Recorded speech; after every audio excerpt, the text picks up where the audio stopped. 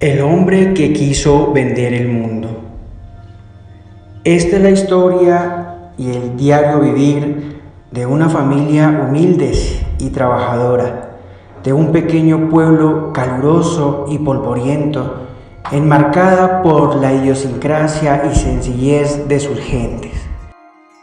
Esta historia no sucede con frecuencia en este mundo, ¿o usted cree que sí? Bueno, el protagonista de esta singular historia, a quien llamaremos Mao, era un niño soñador, entusiasta, curioso e inquieto por todo lo que le rodeaba día tras día, pero que a su vez ignoraba sobre su proveniencia. Mao, quien dedicaría parte de su niñez y su juventud creando ideas en su cabeza, en su mundo, su universo, su todo. Una vida en donde él, y solo él, tenía razones suficientemente ciertas y justas para él, y que por ende hacía. Mao, el protagonista de la historia, al cumplir 7 años, hacía todo lo que un niño a esta edad hace normalmente, en un pueblo pequeño, caluroso y polvoriento, un pueblo alejado del ruido y el afán de la vida citadina. Eso sí, lo que más le gustaba a Mao era hacer mandados, o sea, que lo tuvieran en cuenta para hacer algo que otra persona no podía hacer. Eso sí, salía en estampida turbulenta, corriendo por las empedradas y empinadas calles del pueblo polvoriento a cumplir su misión, como él le llamaba. Cuando se cansaba de correr, caminaba y agitado se preguntaba a sí mismo si toda la vida haría lo que otros le dijeran y el por qué debía o no debía hacerlo. Mao también pensaba en qué haría al crecer, dónde estaría, cómo y de qué viviría. Por un corto pero sublime momento, Mao se adentraba en su mente, dando alas infinitas a sus preguntas, para ir donde solo se puede llegar con la imaginación, un lugar en el cual se basa mi historia. De todas formas, Mao lo único que tenía bien claro era que siempre debía ser el mejor en todo lo que hiciera, sin importar lo que fuese. Claro, esto no lo podía olvidar nunca. Era lo que siempre escuchaba repetir de José, su padre. Mao se preguntaba el por qué debía ser el mejor, haciéndolo todo, sin importar qué fuera, mientras respiraba profundamente. José, su padre, cierto día lo llevó al centro del pueblo. Tácito e intrigado, Mao veía gente que en sus rostros reflejaba el difícil caminar por la vida. Veía casas que también estaban maquilladas por el paso del tiempo. Mao se preguntaba qué era lo que hacían las personas, cómo vivieron su infancia, si tal vez hacían lo que él hacía y si pensaban y hablaban como él. Eran preguntas sin respuestas para Mao. Su padre José, quien era un hombre humilde y servicial, pero sobre todo por lo respetuoso, era conocido en el pueblo. José pasaba gran parte del tiempo trabajando la madera y la guadua con las que fabricaba meticulosamente camas, sillas y muebles para vender todos los domingos en el mercado del pueblo. Cierto día, Mao caminaba de la mano de su padre bajo el abrasante calor que a esa hora irradiaba el sol con toda su fuerza. Recorriendo las 4 calles que conformaban su minúsculo pueblo polvoriento, José le mostraba dónde tenía que venir a cobrar el dinero que le debían sus clientes por la venta de las sillas, camas, muebles que con tanto esfuerzo y esmero creaba y que según él En el futuro, ese negocio se iba a convertir en una empresa, la más grande e importante de toda la región y de la cual tenía que hacerse cargo su hijo Mao. Al caer la tarde, luego de un día soleado, padre e hijo se disponían a llegar hasta su casa, una humilde vivienda de paredes de boñiga de vaca y tejas de zinc. Llegando a su rancho, paso tras paso, Mao veía personas que venían de trabajar la tierra y el campo. A algunos se les podía notar en sus ropas lo duro que había sido el día, pero que al finalizar su labor sabían que les aguardaba una gran recompensa. Llegar a sus casas, encontrarse con la familia y poder disfrutar de una deliciosa cena preparada por sus esposas. Comida exquisita preparada en ollas viejas de barro y fogones de leña, cual chef y su exquisito plato de los más altos y finos restaurantes de Milán. El cariño y el amor con el que se preparaban la cena era lo más importante. Mao no veía el momento para llegar a casa, sabía lo que le esperaba también a él: las espectaculares tajadas de plátano con arroz y frijol que preparaba su abuela, sin nada que envidiarle a la comida milanesa, según él.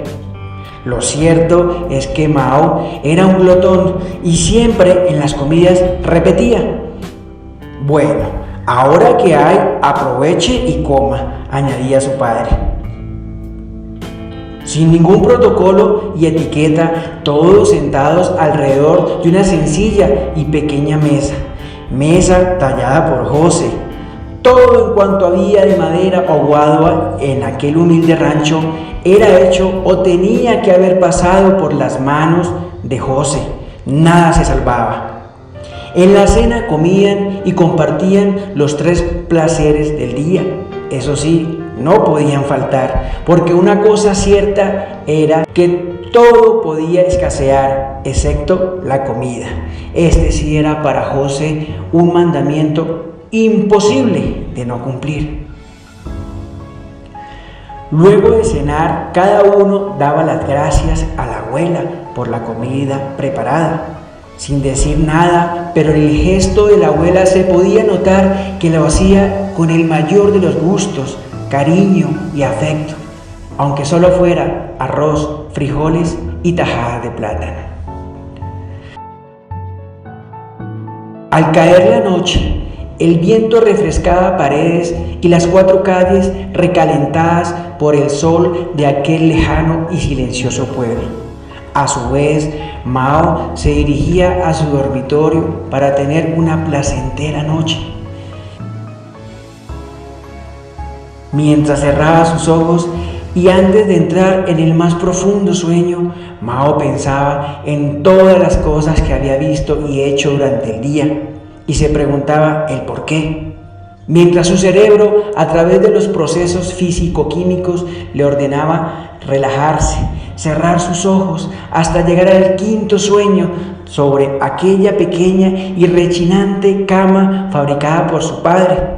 Una cama en madera de cedro, una almohada que le hizo la abuela, rellena de retazos en vez de finas plumas, y una acalorante y trajinada cobija grisácea, cobija que le fue regalada hacía ya unos años por las monjitas del convento.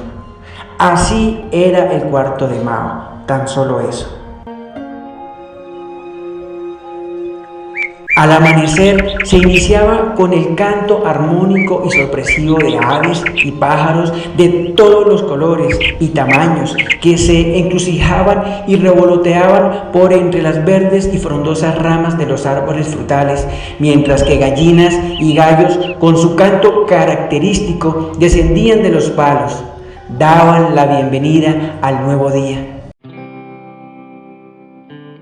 Cada mañana Mao, José y su abuela se despertaban y levantaban muy contentos, se daban los buenos días con tanta efusividad y mucha alegría, como si no se hubiesen visto en mucho, pero mucho tiempo. Mao, luego de esto, se iba corriendo por las escaleras del rancho que conducían al patio de la casa y por entre la selva de árboles frutales, y como un cazador al acecho, encontraba la que para él era la más rica y deliciosa fruta. Con gran deleite y afán podía llegar a tragarse hasta 10 de estas frutas amarillentas y carnosas sin que menguara su hambre. Así se preparaba para el desayuno, que muy a las 8 en punto de la mañana servía la abuela.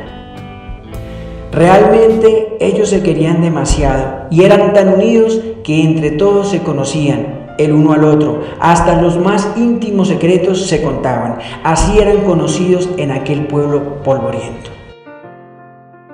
El silencio mañanero acompañaba al resto de los habitantes de aquel pueblo polvoriento que se levantaban a realizar sus labores cotidianas. Entre ellos se podía contar un puñado de niñas y niños que iban a la escuela a aprender lo que un viejo terco y obstinado profesor creía saber. Era el único que había en el pueblo. Así también había en el pueblo un viejo político haragán. Él era el dueño del pueblo. 3 ancianos que habían sido condecorados en la guerra, ya quedaban pocos. Un anticuado médico, un cura, 2 monjas, el tendero, el sepulturero y los hijos que tenían cada uno de ellos. Eran muchachos entre 15, 20, 22 y 23 años, pero de ellos no hay nada que contar, ya que estaban muertos en vida.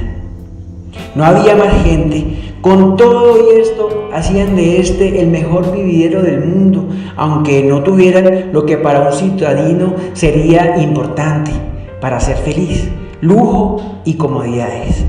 Al terminar el desayuno, estaban preparados para iniciar las labores de cada quien. Mao a la escuela, ubicada frente a su rancho, la abuela a los quehaceres del rancho y José a su taller de carpintería, a cumplir con los pedidos de los clientes y poder así ganar dinero para su familia. Por aquellos días, las personas del pueblo polvoriento y alrededores se preparaban para la fiesta que se avecinaba. Estos días son los mejores para la venta, decía José. Esos pocos días era un encuentro de multitudes de gentes de todos los lados de la región que se encontraban allí en el pueblo polvoriento. Era el 9º mes de cada año. Comerciantes, religiosos, cantantes, agricultores, políticos, empresarios y familias enteras de diferentes razas, edades y estratos sociales convergían con el único propósito de rendir oraciones y agradecimientos a la Virgen, una estatua antiquísima traída por indígenas nativos. Momentos de sublime oración a la Virgen patrona de aquel pequeño y caluroso pueblo polvoriento.